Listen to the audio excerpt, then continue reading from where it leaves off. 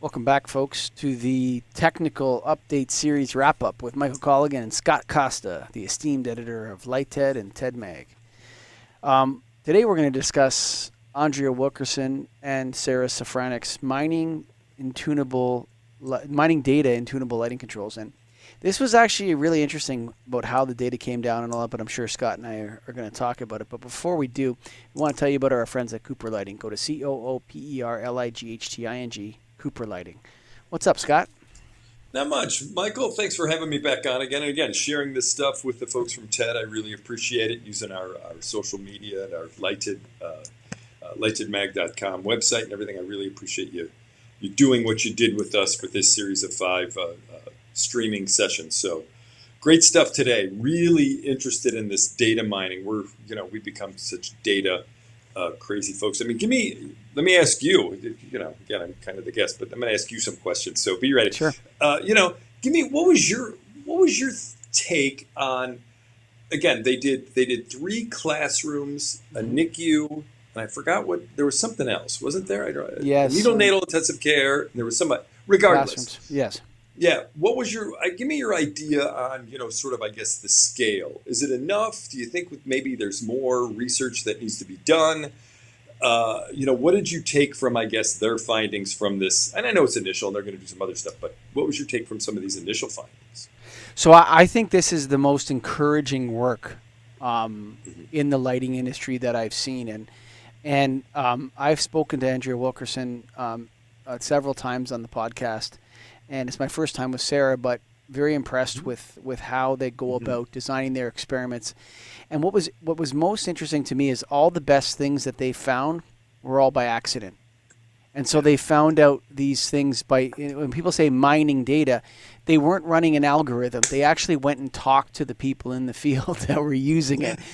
So when they're saying mining, well, they're actually physical miners. They're going out there and they're digging into the actual stakeholders that use it. But what really came out to me, which was the one thing that was a massive takeaway after talking to them, was this idea of who is the owner of the space and thus has the right to adjust the lighting controls. And how do you then build the lighting controls for that person?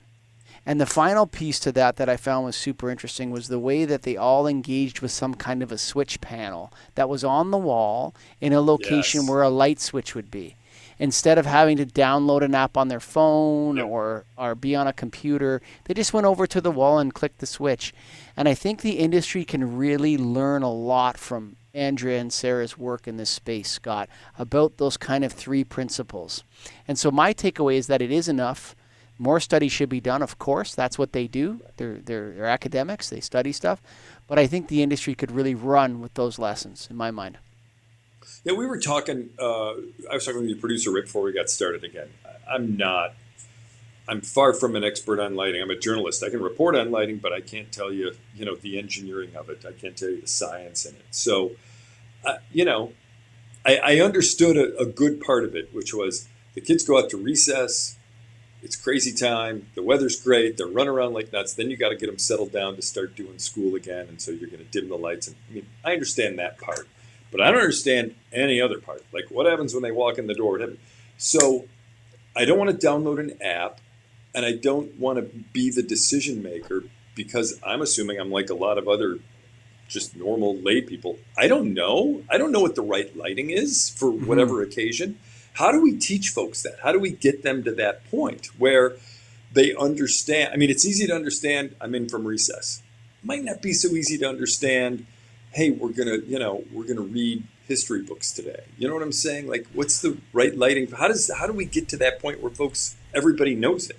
Yeah, I think that's where the extension of Andrea and Sarah's work can go. Is not in recognizing that the people actually use them. Oh my God, they use them, right? That was kind of the thing is that, how can we integrate some of the principles from theatrical lighting into our daily lives to reduce conflict and increase calm and peace and emotional stability? I think that's what's really coming out of this. So for example, in the visiting rooms with the lowering of the Kelvin temperature and dimming the lights, people start looking at their watches and, hey, Mom, it's time to go. I'll see you tomorrow or whatever. Though, instead of having someone intervene. Now, everyone's so obsessed with cost savings, but conflict reduction is also a cost savings, right? And so when the mothers are woken up in the morning with their babies by the lighting system, rather than nurses shaking, hey, it's time to wake up, hey, it's time to wake up, there's no good way to wake people up with a human touch. They would much rather be woken up naturally.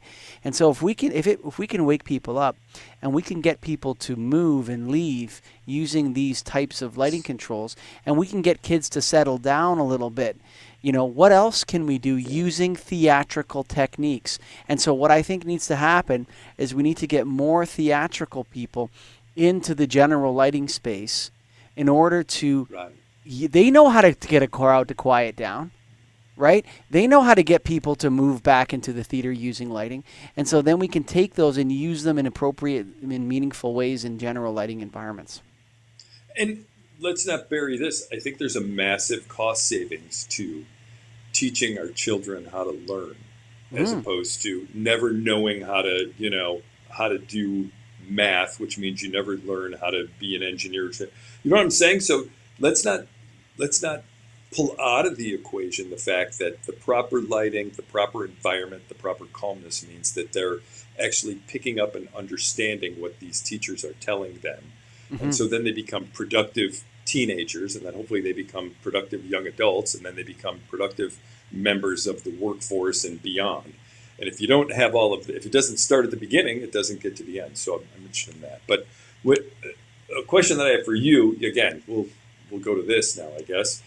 Again, with those theatrical lighting folks, do you think we get to a point where, again, I'm using a school as my example, it's a certain time of the day and maybe a rainstorm is moving in and so there's clouds and so you get the announcement over the loudspeaker, okay, teachers who are on the south side of the building where the sun is facing, I need you to adjust your lights to level 2. And teachers who are on the west side of the building where there's not direct sunlight, I need you to adjust your lighting to level 4 to optimize learning. Like I get, a thing on my phone at night that says, don't forget to turn your alarm clock on. Do you think we get to that point? The data becomes so robust, so vibrant that we're able to teach the untaught how to set their lighting for again, in NICUs, in hospitals, in schools, whatever it might happen to be, just by being able to, again, monitor what's happening in the environment.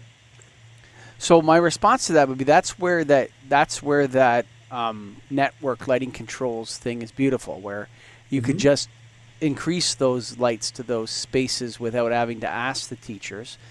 But then the teachers are still able to override them at their switch panel should they choose. Exactly. Right? And so that's where the idea of we don't need a switch panel because with set scenes on it. Like, not that the person has to adjust anything, where they just press a button and it's a scene. You understand what I mean? Yeah. And they can set scene setting. And then, the other thing would be to connect to that with the Bluetooth or whatever system, power over, internet over power line or whatever system they use to connect to it. And then there can be a master controlled, which is then either automated or controlled by a master user, where they can make adjustments should they wish to do so. But I don't think... I think the prescriptive and the giving the master of a space control are two competing initiatives that oftentimes are talked about together. So like tunable lighting and circadian lighting are competing initiatives. So offering people tunability and dimmability is not circadian friendly. It may be human centric, right? You understand what I mean? It may be human-centric, but it's not circadian. So circadian is a prescriptive dose of light at certain times. I think we need to abandon the circadian largely. And I can't believe I just said that. But I think the lighting industry should abandon the pursuit of circadian, other than in the areas where it's proven effective for the Alzheimer's patients and the old folks' homes. And we should abandon it simply because going outside is way more powerful than anything else you can do. Getting natural sunshine, getting natural darkness is the most powerful way to entrain your circadian rhythm. And after that, the industry should really focus on giving people tools, simple tools, to be able to control lighting systems based on who's the master of the space, whether that be the head nurse in a NICU ward or the teacher in a classroom or a gymnasium or what have you. Okay, what about something you're passionate about, which is outdoor lighting? Mm-hmm. How much data do we need to collect to get it right, to convince cities, counties, states, countries that they need to adjust their outdoor lighting because they're doing it wrong? A couple problems. First of all, we can't even measure light pollution. So light pollution is currently in an unmeasurable phenomenon. Okay, most people don't know that. So the satellites that orbit Earth that measure light pollution won't measure above 3,000 Kelvin. So that means all LED lighting pollution is not measurable by the satellites that measure light pollution. So that's the first problem, with the outdoor light. The second problem is that nobody has, as far as I know, and the folks at PNNL, I encourage them. I'd love it. Like, there's nobody better to do this than them. I would love it if they did a network lighting controls program in South Chicago. Take it right to the heat and see what you can do with outdoor lighting, what the options are, what $1 million could do with network controls.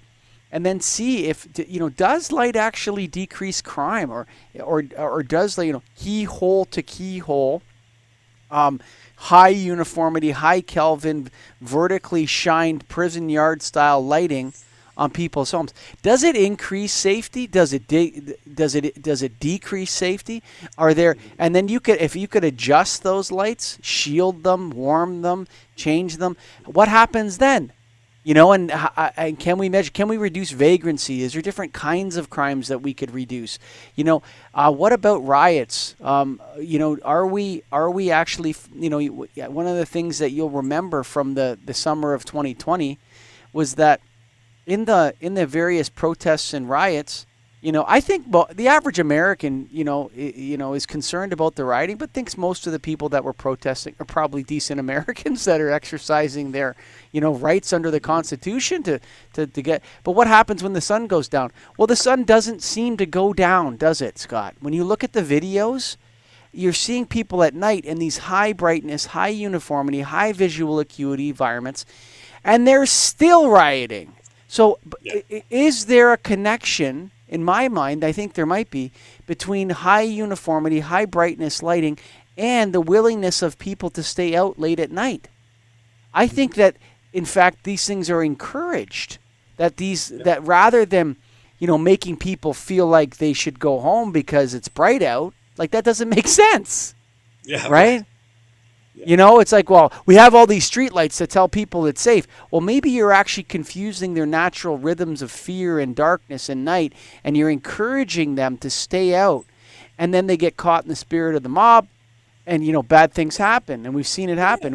And it doesn't matter what the movement is. Nighttime, people gathering, police issue, you're going to have different kinds of violence and protest. So I actually think that perhaps this lighting is contributing to this kinds of violence, and we could study that. Yeah. Yeah, I'd love to study that, and I think it's a great point because, again, keep in mind, like you brought up, it's summertime, it's warm, folks have been outside in the daylight for 5, 6, 8, 10 hours. Then it gets dark, but it's not really dark, so more light. Now I'm agitated, and I've been awake for a long time. I've been exposed to a lot of light for a long time. Like you said, I'm getting into the crowd. Is light really? I'm hungry. And I'm really, is that really doing me any favors having more bright light? Or maybe, I see your point. It does seem to make sense. Yeah. Well, the other premise too is like when police and like when prisons use light, or a police officer uses light, a lot of people don't understand that there's actually a dynamic going on there in that you can see the person, but the person can't see you. So when the police officer walks up to your car at night and shines a flashlight into your car, all you can see is this bright light. You don't know what's happening there. And so the policeman is in a position of superiority over you because of that. When everybody can see clearly, if you can see that the police are over here and your gang of guys are over here and there's no police down there, you know what's going on as much as the police do. And so my own personal theory, a hypothesis, is that this contributes to mob violence.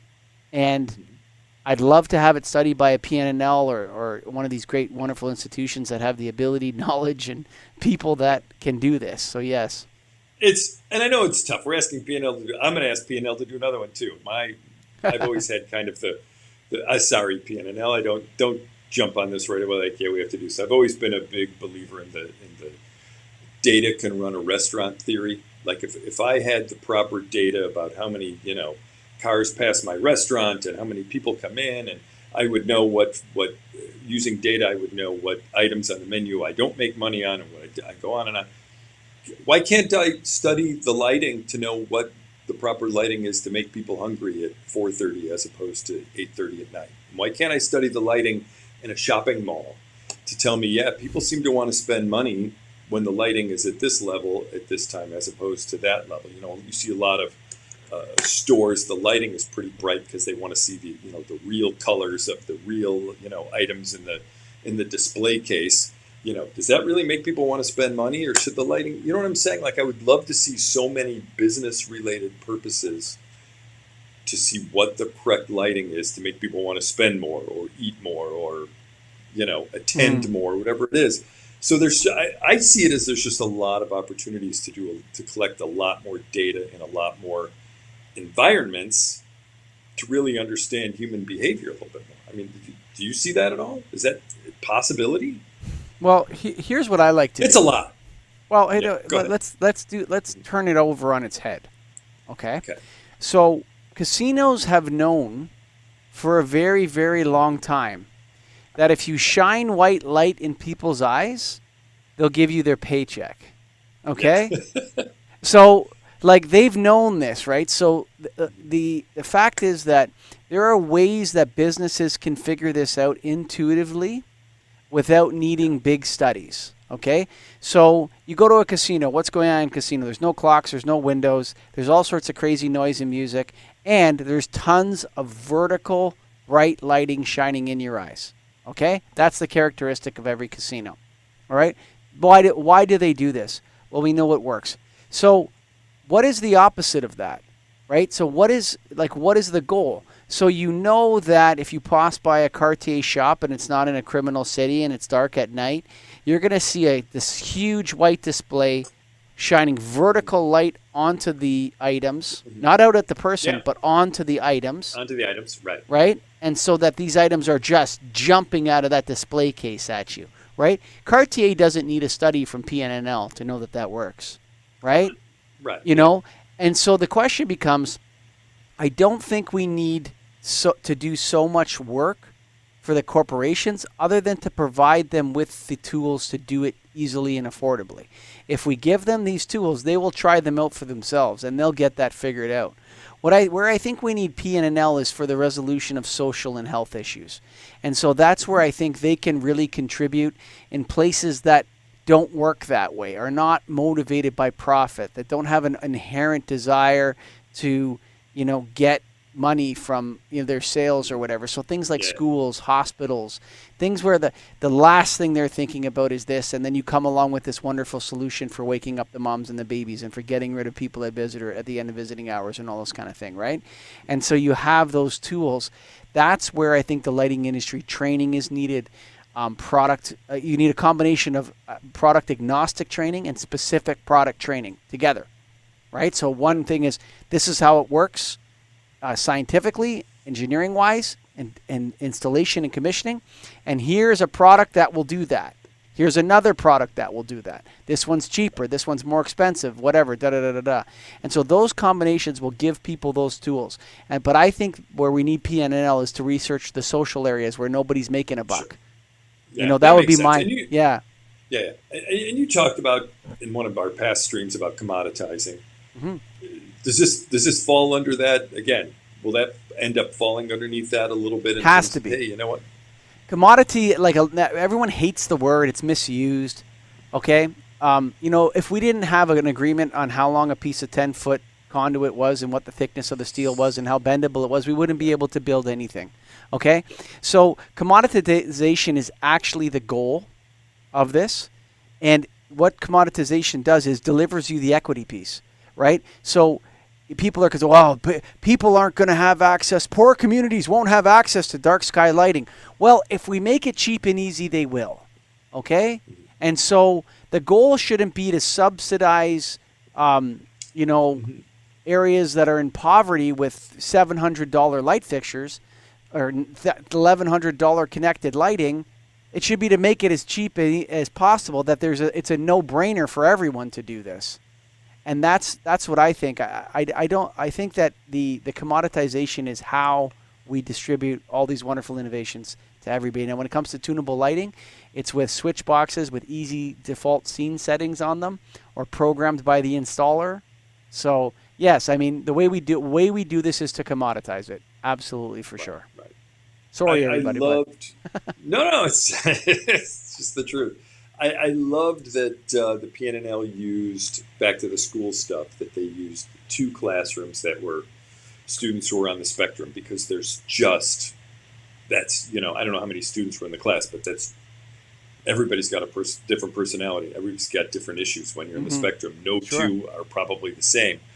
So where do you think, give me a time frame when you see this coming into mass development, mass acceptance, mass usage, in terms of, hey, this is going to take a little time. I'm not saying that every school is going to be out. We studied 3 classrooms. So we're not talking about, okay, by the beginning of the school year in 2023, 12 months from now, we're going to be, I don't see that. But can you see someplace down the road where there is sort of a massive acceptance of this data-driven lighting in schools, in hospitals, outside? How long do you envision this is all going to take? I've often said that dimming in 2022 is tuning in 2022 is like dimming in 1967. Okay, once it catches on, it will catch fire. I believe that. Now, there's a lot of things the industry has to work out. One is intercompatibility between manufacturers. That's a major problem. People have to be able to walk into Home Depot, know that they have tunable light fixtures, and buy the Leviton LV600 tunable dimmer, and just pull it off the wall, put it in, and that's it. Yeah. And maybe you have to connect it with Bluetooth or whatever you have to do, but after that, it works. The industry has to agree on the protocols, how we're going to do this. And then we have to enforce those protocols so that, again, you can't, without protocols, you're never going to have commoditization. Without commoditization, you're never going to have mass distribution to the people. Yeah. And so we have some barriers to entry. We have a lot of sole source, custom made, this manufacturer only stuff out there, individual protocols, and everybody's wasting their time building software instead of building lighting equipment, right? They're all hiring software companies, and they're it's like, instead of building lighting equipment, there should be just a set protocol set up by the Lighting and Controls Association. Sorry to pull those guys out, but I love the people at the Lighting and Controls Association. Say, look, our protocol is SP201. Everybody use SP201.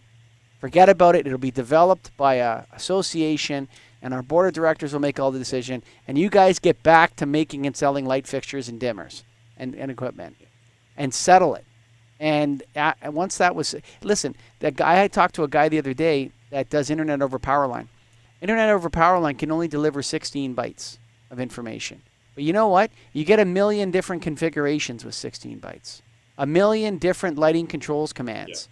Yeah. Okay? So you can control the first Canadian place with 16 bits of information. Okay? Or whatever, you're in Missouri, whatever the Arch Light City or whatever, you can control it. You don't need that much horsepower. And so maybe it's internet over power line, maybe it's Bluetooth, maybe it's 0 to 10 volt. I don't know, but we got to agree on it and then allow manufacturers to cross-sell to one another in a secondary parts market to come up so that people can buy a $26 dimmer, tuner dimmer, and just put it in and it works. Yeah. It's, we're really pushing at the association. We're really pushing with TED Magazine being a data-driven business. You have the data, look at it differently, look at it the same way you have been, but make decisions based on the data. So I'm excited about, data-driven lighting. It just seems to make sense. Why wouldn't you use the data to determine, the correct lighting for all of these opportunities? So Great show. I mean, I was really excited by it. Oh, that was amazing. I always Yeah. love Andrea Yeah. Wilkerson, and then Sarah was wonderful too. But you know what? I would say that to me, and for what it's worth, my 2 cents, internet over Mhm. power line seems to make the most sense. If our goal is to deploy to Yeah. existing lighting equipment, so a switch is already segregated to the light fixtures it controls. If you can just push in an internet over power line plug and screw in internet over power line tunable light bulbs, the game is over. Right. Everybody can do that today, right? They don't have to change their light fixture. If you can do that and you have Yeah. a single protocol across the board to handle that, you will kick ass and take names. It will be everywhere before you can say Jack Robinson. What's the fight over that? I mean, why is that, sort of not widely used, for lack of a better term? Why is it not adopted? I couldn't tell you. I've interviewed a couple people about internet over power line, Yeah. and Greg Galuccio. Maybe I interviewed him twice. He's been talking about this for a long time, and I just think that people are very seduced by these crazy user experience stuff they get on Facebook and Google with Angular and React and all these heavy, like the software itself is 3 gigs. You know what I mean? Never mind the actual code that Yeah. runs it.